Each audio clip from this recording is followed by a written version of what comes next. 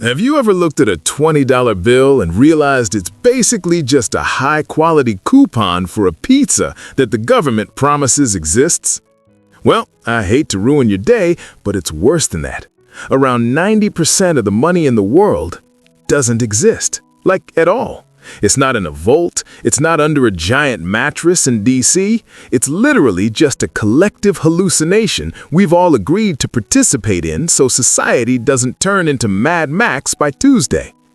Today, we're pulling back the curtain on the global economy. We're talking about why the world is $300 trillion in debt, why your bank is technically broke, and how rich people use imaginary money to buy very real yachts while we're over here checking our banking app to see if we can afford the extra guac at Chipotle.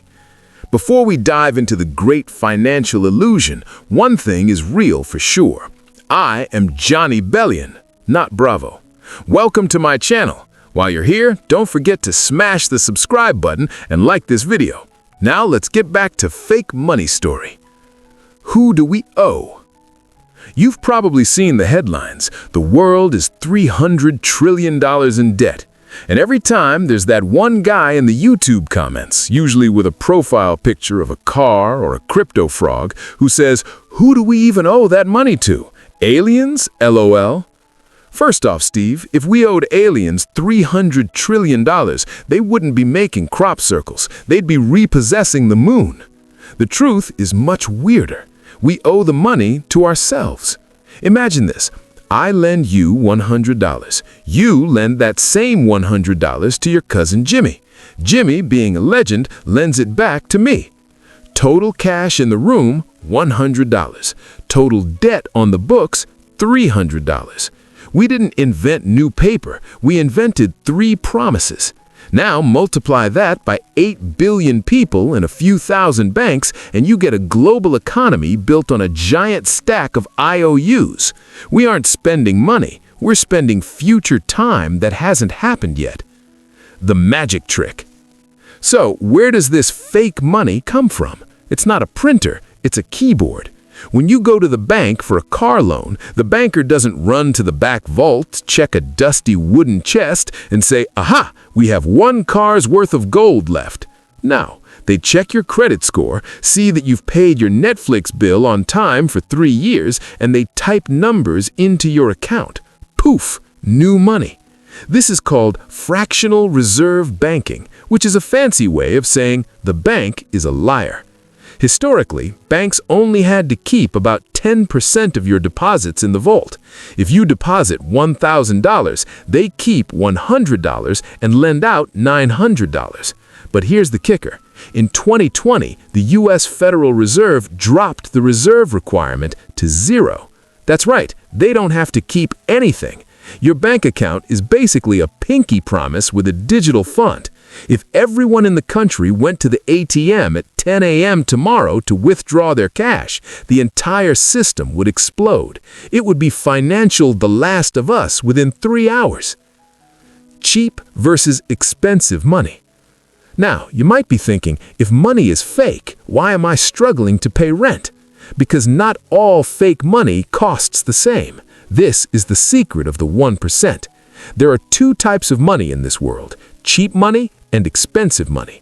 Expensive money is for the rest of us. It's a 22% interest rate on a credit card because you bought a PS5 you couldn't afford.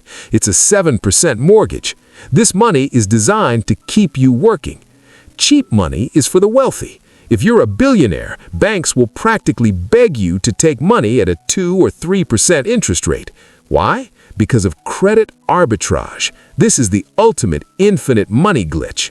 If a rich person borrows $10 million at 3% interest, and they just dump that money into the S&P 500, which historically grows at about 10%, they are making a 7% profit on money they never even had. They are literally getting paid to be in debt. While we're stressed about our debt-to-income ratio, they're over here playing debt-to-winning ratio. The Japan lesson. But wait, before you go out and try to borrow $1 billion, there's a catch. This system works as long as everyone believes it works. Look at Japan in the 1980s. Their economy was so hot, people thought the sun rose there just to check the stock market. Everyone was borrowing cheap yen to buy everything, from French art to New York skyscrapers. It was a giant party fueled by leverage. But then the vibes shifted. Asset prices crashed. The promises couldn't be kept.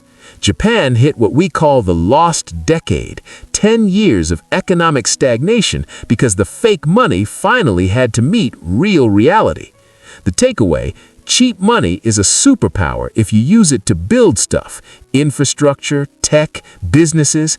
It's a suicide vest if you use it to gamble on monkey JPEGs or overpriced real estate. So, is the system a scam? Kinda, but it's a useful scam. Without this illusion of credit, it would take us 50 years to save up enough cash to build a single hospital or a bridge. Credit allows us to pull the future into the present. The trick is making sure you're the one using the system rather than the one being used by it. If you want to stop paying for expensive money and start understanding how to play the cheap money game, you need to educate yourself. No one is coming to save you, and the bank is definitely not going to explain this to you while they're charging you an overdraft fee and bank charges. If this video made you realize your bank account is more science fiction than math, hit that like button. Subscribe if you want to learn how to actually build wealth in a world made of numbers on a screen. And seriously, don't everyone go to the ATM at the same time tomorrow. I have plans. I'll see you in the next one.